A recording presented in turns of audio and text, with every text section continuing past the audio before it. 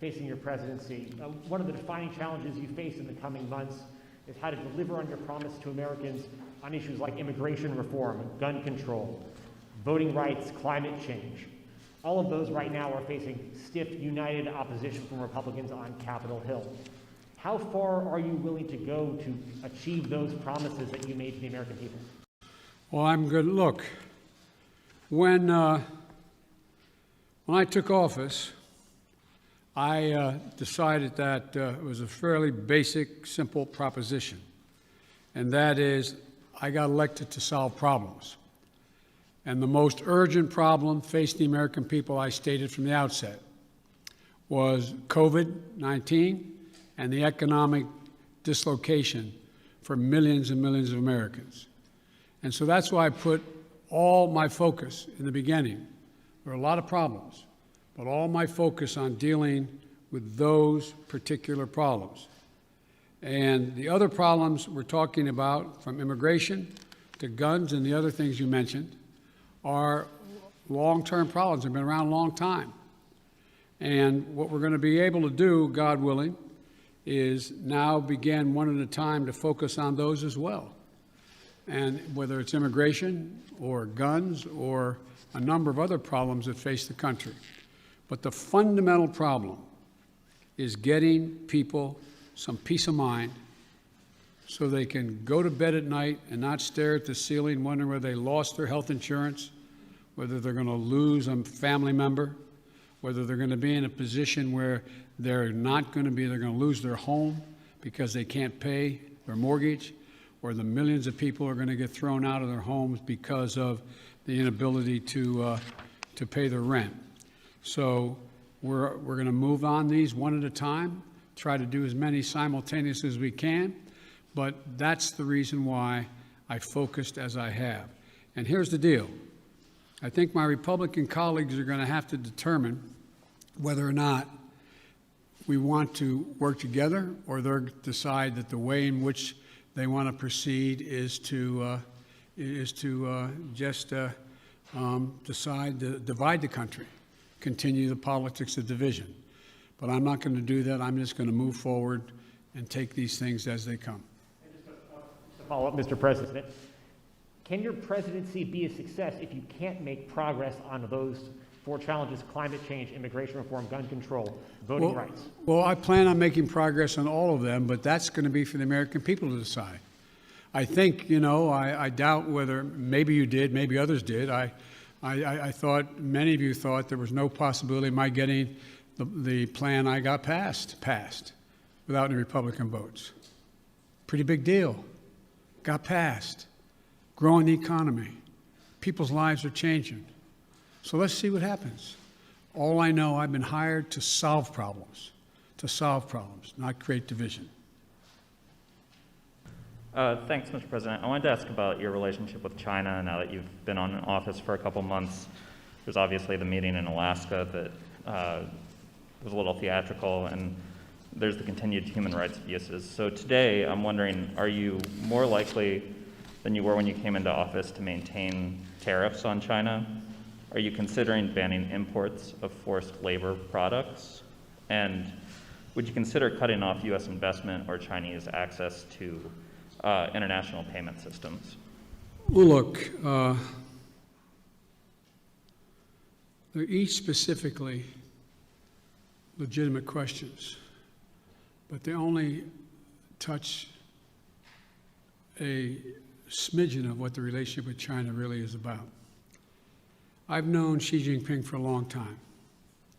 Allegedly, by the time I left office as vice president, I had spent more time with Xi Jinping than any world leader had, because President Obama and the Chinese President Hu decided we should get to know one another, since it was inappropriate for the President of the United States to spend time with the Vice President of another country.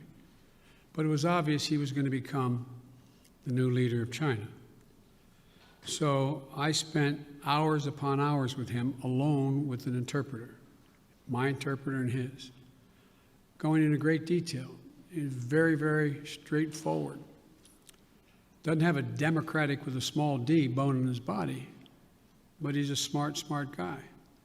He's one of the guys like Putin who thinks that autocracy is the wave of the future. Democracy can't function in an ever complex world.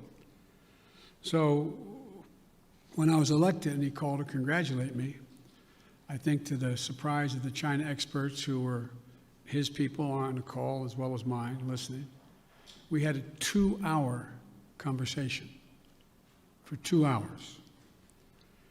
And we made several things clear to one another.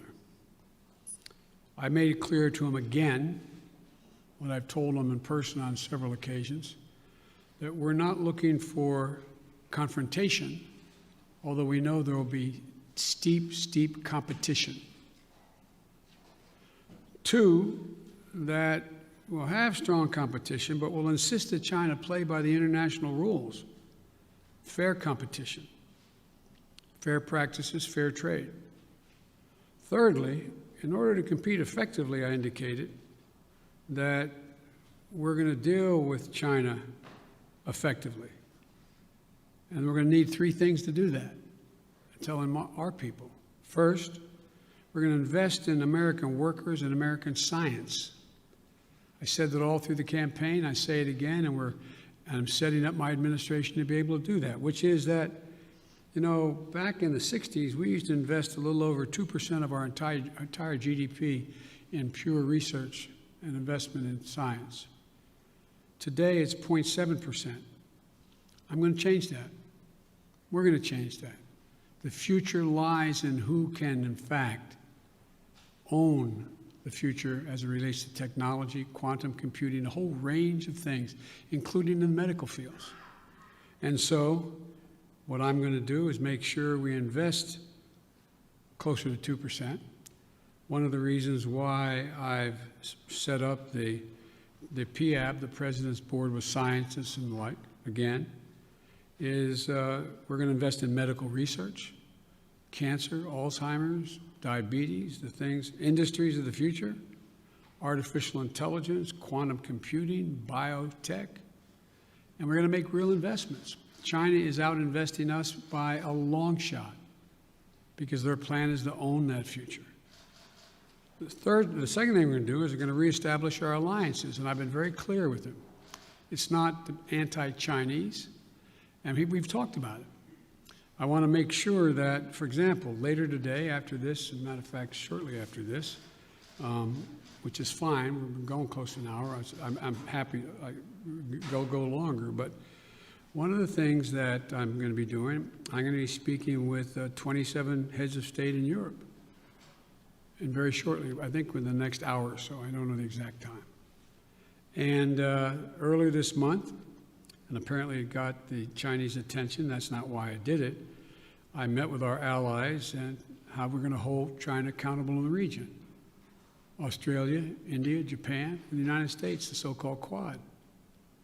Because we have to have democracies working together.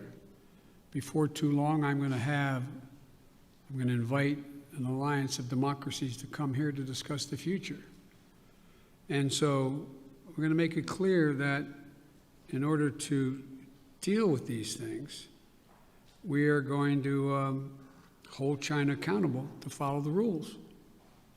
To follow the rules. Whether it relates to the South China Sea or the North China Sea or the agreement made on Taiwan or a whole range of other things. And the third thing, and the thing that I admire about dealing with Xi is he understands, he makes no pretense about not understanding what I'm saying any more than I do him. I pointed out to him, no leader can be sustained in his position or her position unless they represent the values of the country. And I said, Mr. President, as I've told you before, Americans value the notion of freedom. America values human rights. We don't always live up to our expectations, but it's a value system. We are founded on that principle. And as long as you and your country continues to so blatantly violate human rights, we are going to continue in an unrelenting way to call to the attention of the world and make it clear what's happening. And he understood that. I made it clear that no American president, at least one did, but no American president ever backed down from speaking out of what's happening to the Uyghurs, what's happening in Hong Kong, what's happening in country. That's who we are. The moment a president walks away from that, as the last one did, is the moment we begin to lose our legitimacy around the world. It's who we are. So I see stiff competition with China. China has an overall goal, and I don't criticize them for the goal, but they have an overall goal to become the leading country in the world, the wealthiest country in the world, and the most powerful country in the world. That's not going to happen on my watch, because the United States is going to continue to grow and expand.